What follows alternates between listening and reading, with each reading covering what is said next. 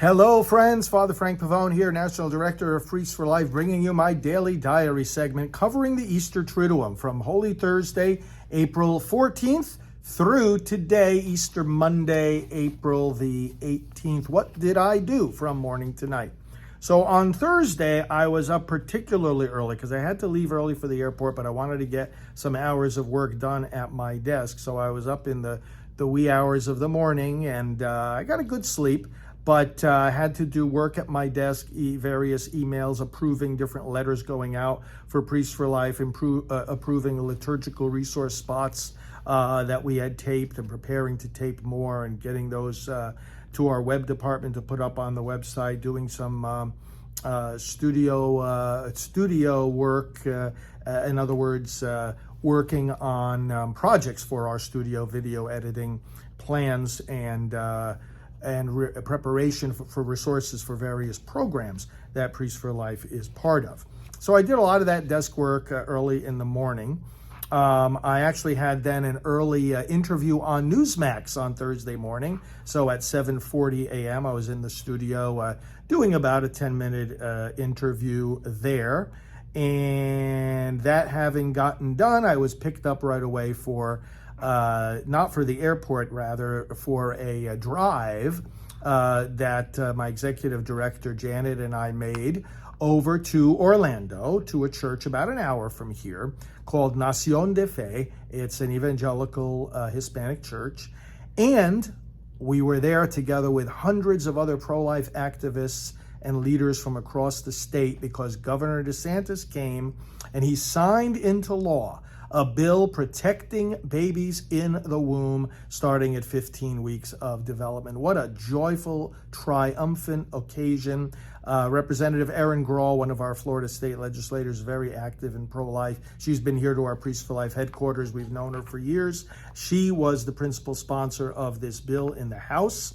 And we had other legislators there, of course, who were responsible for the bill as well. Together with the governor, pro-life leaders, Linda Bell, Florida Right to Life, will do a separate report on that whole event. But I brought with me as one of my guests, Helene Lovera Dennis, who went to a Florida abortion mill almost 30 years ago now. And I was praying outside and she decided to change her mind, have her baby. I later baptized her baby, and we've been in touch ever since. That child now has 2 children of her own. So she was with me for that ceremony, and she was really, really happy. Introduced her to a lot of the other people who were there. After that bill signing ceremony, which was a real highlight, we went over to the home of one of our staff members who lives nearby to there to bless her mom, who has been ill. And we paid a little visit to them, and I gave her a blessing. Then Janet and I had lunch, had to stop and pick up a couple of things for the office. And then she dropped me off at Orlando Airport because then I was flying home to visit with my parents for the Easter weekend. I worked at the airport on various staff calls before the business day was over, checking in with the office, updating one another on projects, calling some other pro-life leaders, doing more work before getting on the plane. Since the flight was a late night flight, didn't get me into Westchester County until midnight, I did do some sleeping on the plane. I usually don't sleep on my plane flights unless it's a situation like this where it's really, really late at night and then I have another full day the next day. But I did have to do some preparation for upcoming travel, some data work, some website work before getting on the plane, and I took care of that on my laptop. So that was Thursday, the 14th of April.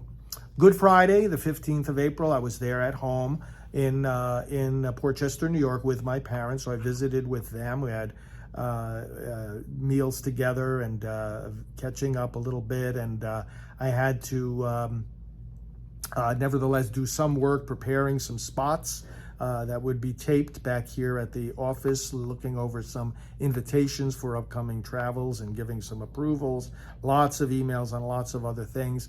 My dad and I went down to a local fish store, as we like to do, to get some lunch for Good Friday, came back home and ate that together. Did some more quiet work in the afternoon, working on some writing projects and reading more things in preparation for the Dobbs case that's coming up.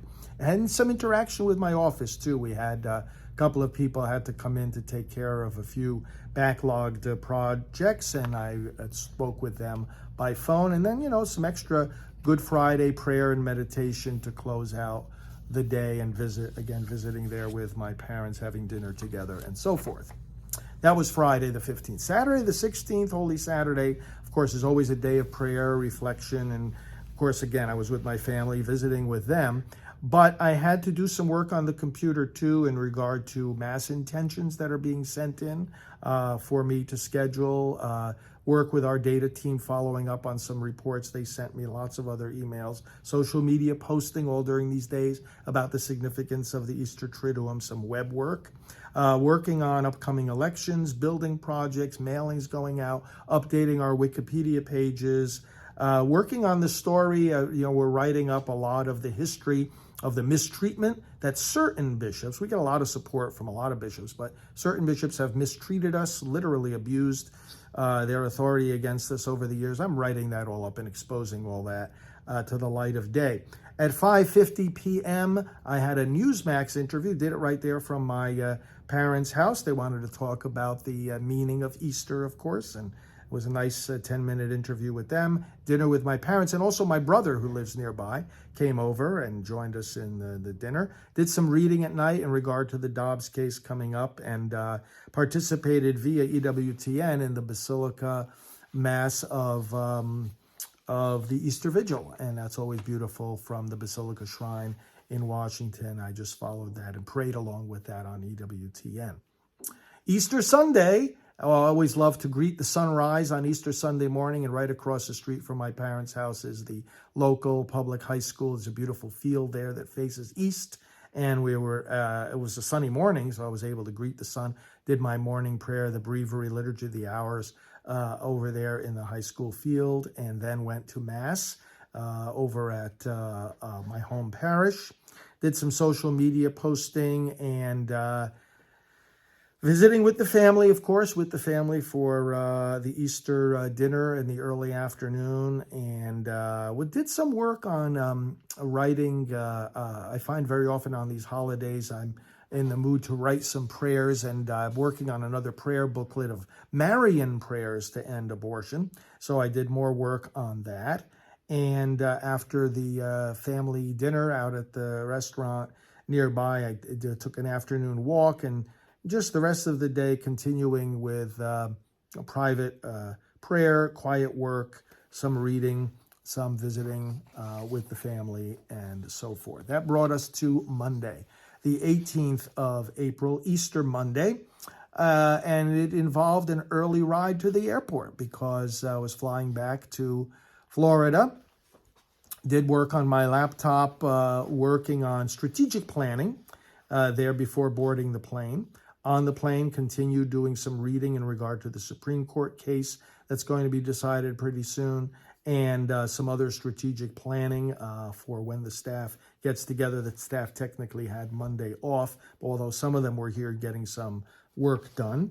I had that plane flight, and then the car ride back to the office, spoke with our social media director in the car, and did some planning work with him. Once I got back to the office, he was here. We went into the TV studio, and I had to tape a 35-minute talk on Divine Mercy for an online conference that's being held this coming week. So I taped that, and we sent it over to the organizers of the conference. Then I had to tape some things for Right Side Broadcasting Network for this week when I will be away, and also a special video message that they will use during the President Trump rally that they will be bringing us live, of course, as they always do, this coming Saturday.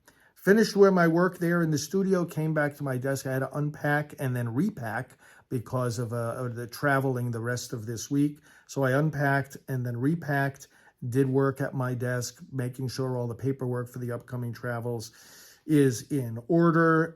Received some things in the mail that I opened up and responded to, dealt with. Lots of work here at my desk.